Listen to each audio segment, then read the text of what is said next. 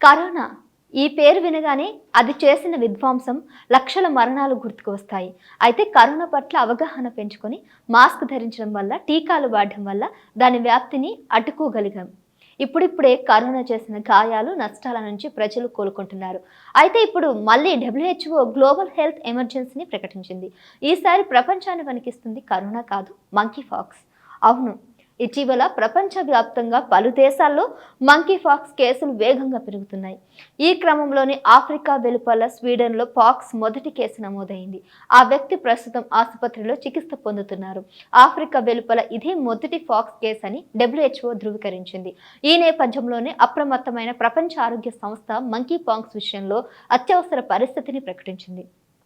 ఈ సంవత్సరం 17,000 కంటే ఎక్కువ కేసులు నమోదు కాగా 500 కంటే ఎక్కువ మరణాలు సంభవించాయి. ఈ వైరల్ ఇన్ఫెక్షన్ WHO ప్రపంచ వ్యాధిగా ప్రకటించడం ఇది రెండోసారి. Monkeypox democratic republic of కాంగోలో మొదట్లో కనుగొనబడింది. కానీ ఇప్పుడు ఈ రోగులు ఉగండా, కెన్యాలో కూడా కనిపిస్తున్నారు. ఇది చాలా వేగంగా వ్యాప్తిస్తుంది. త్వరలో ఇది మహమ్మారిగా ప్రభావితం చెందుకునే అవకాశం కూడా ఉంది. ఆయా ప్రాంత ప్రజలు భయాందోళన వ్యక్తం చెందుతున్నారు ఈ విషయంలో. African centre for disease control and prevention ప్రకారం ఆఫ్రికాలో 34 దేశాల్లో మంకీ పాక్స్ కేసులను గుర్తించారు. ఈ సంవత్సరం ప్రారంభంలో ఆఫ్రికాలోని కాంగోలో 14,000 కంటే ఎక్కువ మంకీ పాక్స్ కేసులు నమోదయ్యాయి. వీటిలో 511 మరణాలు సంభవించాయి. ఈ సంవత్సరం ఇప్పటి వరకు నమోదైన కేసులు 2023 సంవత్సరం మొత్తం గణాంకాలతో సమానంగా ఉన్నాయి. కొత్త క్లాడ్ ఎంపాక్స్ ఆవిర్భావం తూర్పు DRCలో వేగంగా వ్యాప్తి చెందుతుందని WHO director general doctor Tedros Adhanom Ghebreyesus తెలిపారు. ఈ నేపథ్యంలో పొరుగు దేశాల ప్రజలు అప్రమత్తంగా ఉండాలని సూచించారు. అంతకుముందు Africa centre for disease control and prevention దీన్ని పబ్లిక్ హెల్త్ ఎమర్జెన్సీగా ప్రకటించింది.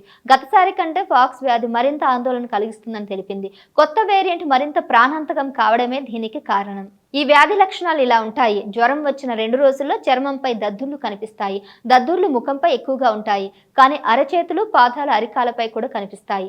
ఇది నోటి శ్లేష్మ పొర, కంటి ఇన్ఫెక్షన్లను, కంటి కార్నియా, జననేంద్రియ ప్రాంతాన్ని కూడా ప్రభావితం చేస్తుంది.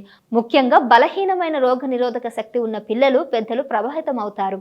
ఈ వైరస్ వల్ల మళ్ళీ లాక్డౌన్లు చూడాల్సిందేమోనని, తమ ఆత్మీయులను కోల్పోవాల్సిందేమోనని చాలా మంది భయపడుతున్నారు. ప్రపంచవ్యాప్తంగా ప్రజలు ఈ విషయంలో ఆందోళన కూడా చెందుతున్నారు. WHO గ్లోబల్ హెల్త్ ఎమర్జెన్సీని ప్రకటించడంతో దేశాలన్నీ అప్రమత్తమయ్యాయి, ఆంక్షలు విధిస్తున్నాయి.